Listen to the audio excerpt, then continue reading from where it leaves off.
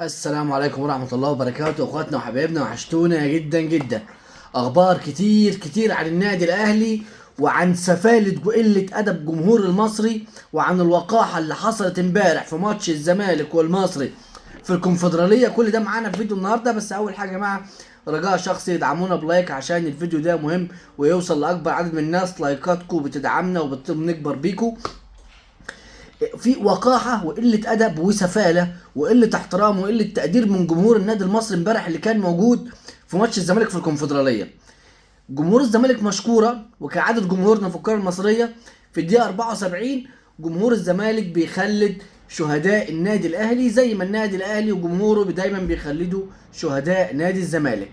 توصل الوقاحه وقله الادب والسفاله والانحطاط الاخلاقي ان جمهور النادي المصري الموجود في الاستاد امبارح بيشتم جمهور نادي الزمالك عشان بيخلد ذكرى الشهداء. يا ابني انتوا اقذر جمهور على وجه الارض، قسم بالله. شوف الاهلي والزمالك الجمهورين بيحفلوا على بعض لابعد الحدود والنقاشات، بس بنيجي عند موضوع الشهداء ال 20 وال 74 200,000 خط احمر و200,000 ستوب. انما انتوا عندكم من الوقاحه ومن الاستفزاز ومن قله الاحترام ان انتوا تشتموا ناس استشهدت وماتت وناس بتخلد ذكراهم. كمية قلة أدب وسفالة ووقاحة وقلة احترام وقلة ضمير. ويعني مش انتوا انتوا أقذر من إن احنا نتكلم عليكم ونديكوا أكتر من كده. بس لما يبقى ناس بتخلد جمهور استشهد، لازم يبقى أنت كشخص عندك احترام. احترم نفسك الأول. ما الناس كلها بتحفل على بعض، واحنا والزملكاويه بنحفل على بعض من يوم الكره ما اتوجدت في مصر لاخر العمر، وهتفضل الناس تحفل في بعض وتتكلم وتقولوا. انتوا يعني انتوا مبدئيا الاهلي ملوش دعوه بالماتش. الناس مشكوره، جمهور الزمالك مشكورين ولهم كل التقدير والشكر مننا، بيخلدوا ذكرى. لان الزملكاوي ده مع اخويا وصاحبي وجاري، الزملكاوي مش عدو. انما انت فيك من القذائر يا جمهور المصري ومن الوقاحه ما لا يتحمله اي حد. الناس اللي كانت موجوده في الاستاد، انا مش بجمع كل الناس اللي كانت موجوده في الاستاد، انا مش عايز اديكم مساحه اكبر من كده. بس انا حابب اشكر جمهور الزمالك اللي كان موجود امبارح في الاستاد، واقول لكم حقكم علينا، ما تزعلوش. دي ناس اوقح وازبل من ان انتوا تزعلوا منهم. نخش على اخبار النادي الاهلي. محمد هاني بيشارك في التدريبات بقوه، وربنا يرجع لنا محمد هاني بالسلامه، لان احنا اتخنقنا من خالد عبد الفتاح ومن الراجل اللي عمر كمال. انا بصراحه اتخنقت والله. احنا عرفنا قيمه محمد هاني. تاني حاجه، مروان عطيه برضه بيشارك في التدريبات بقوه، وده دليل ان مروان جاهز، وان استبعاده مباراه بلوزداد كانت افتكاسه واي تاليف واي كلام من مارسيل كولر. كريم الدبيس تعافى من الكدمه اللي كانت عنده ويشارك في التدريبات بصفه اساسيه تقريبا بنسبه 90%. النهارده بيرسي تاو بيخلص مع قطر القطري، وهيسافر النهارده او بكره. خلاص بيرسي تاو رسميا في قطر القطري، وبيرسي تاو خلاص طالع. قطر القطري بيتابع كمان موقف رامي ربيعه، وفي اكتر من نادي بيتابعوا ياسر ورامي ربيعه في موضوع التجديد والشناوي. والناس كلها يا مستنيه زيزو يا مستنيه الشناوي، في حاله من العته العام ومن اللخبطه العامه اللي اول مره تحصل في تاريخ الاهلي. موقف علي معلول مش واضح، والراجل مش عايز يأيده والاداره عايزه تأيده، ومشاكل بالكوم واخبارنا على الملأ.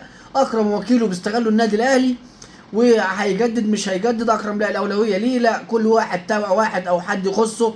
اللي تابع اكرم بيقول لك الاولويه الاهلي، اللي مش تابع اكرم بيقول لك اكرم طالب 30 مليون. كلام كتير وكلام ملوش اي اساس من الصحه، ومفيش حد بيتكلم. المصيبه الاكبر ان احنا طلعنا عبد المنعم واليو ديانج وعبد القادر والضو كريستو وما جبناش مكانهم حد. احنا جبنا اشرف داري لعب كويس، يوسف ايمن مش نافع بطلات ابيض، مشينا ديانج ما جبناش حد، فضينا الاجنحه عبد القادر والضو كريستو وما جبناش حد. الفرقه فضيت، مفيش دكه بدله، مفيش ناس تضغط، مفيش ناس تضغط على اللاعب في الملعب ان مكانك في تهديد عليه. النهارده 5 ولا 6، النهارده 6، سادس يوم من ايام الميركاتو، مفيش اي حاجه، لا ايفرتون ولا زيكو ولا العش ولا في اي صفقات ظهرت ولا في اي حاجه ظهرت، والجمهور على صفيخ ساخن، والاداره مش عارفين ايه اللي بيحصل ومش عارفين نتكلم ومش عارفين نقول ايه. حاله من الغليان في النادي الاهلي، وحاله من عدم الاستقرار، وحاله من عدم الوضوح يا كابتن محمود يا خطيب. الوضوح في الصفقات يا جماعه. عندنا زيكو وعندنا العش وعندنا حمص وعندنا باكات محليه وعندنا ايفرتون وعندنا ناس مش عارف، احنا مشينا الناس كلها المحترفين ومش عارفين نجيب حد ومفيش اخبار ومفيش كلام وفي تكتم شديد، مش عارفين هي الصفقات خلصت ولا الصفقات جايه. مش عارف اجرم هيجدد مش هيجدد، شرحه رامي ربيعه، شرحه الشناوي بالضغط الجمهوري الكبير بعد الاخطاء اللي عملها وعطوفه من الاستاذ محمد الشناوي الكابتن الكبير محمد الشناوي. لو سمحت اتفضل اقعد دكه مصطفى شوبير، لو تكرمت يا كابتن شناوي اقعد دكه مصطفى شوبير، انت راجل كابتن نادي وتاريخك كبير، فلو تكرمت اقعد على الدكه مصطفى شوبير.